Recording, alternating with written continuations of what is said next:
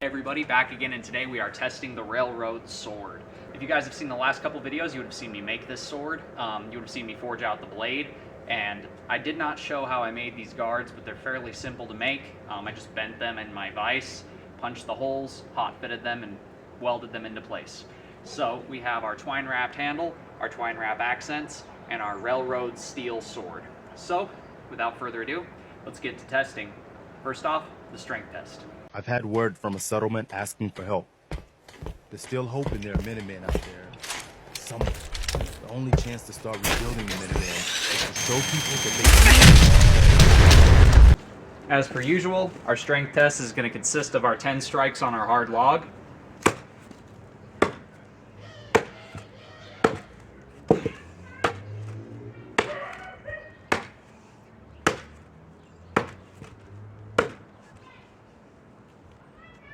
Survived just fine. Tip test.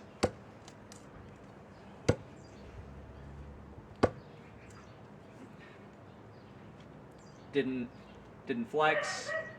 Everything's good. Boy's been working on it. Tiny little package, but a hell of a big kick. Is it safe? You say safe? Yeah, man.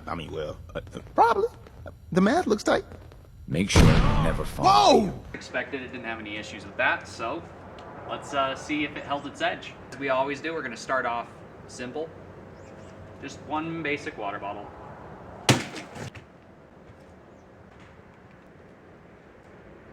Alrighty. Let's see what we can do with, what's that, 5? Yeah, 5 of them. See if I can make it through all of them. Kind of do a pull cut through them. Does that guy have a fat man? That looks like a fat man. Heads up, boss. We ain't alone.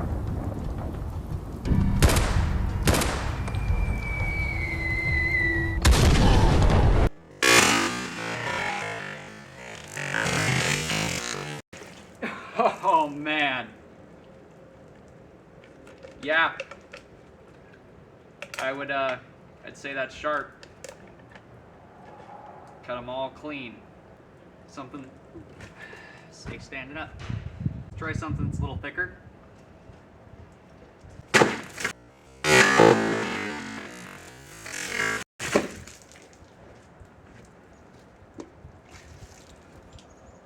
That was definitely me.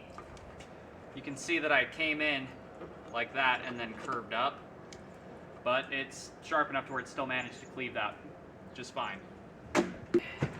Now let's have some fun with some bigger jugs.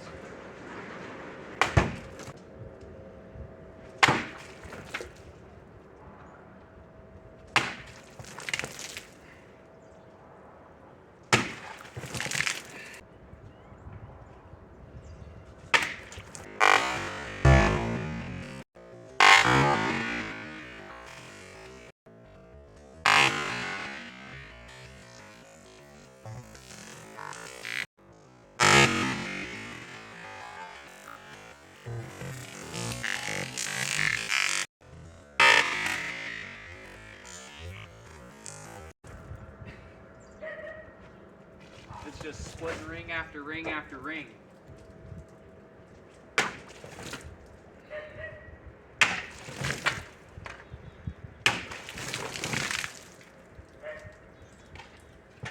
I'd say it held its edge.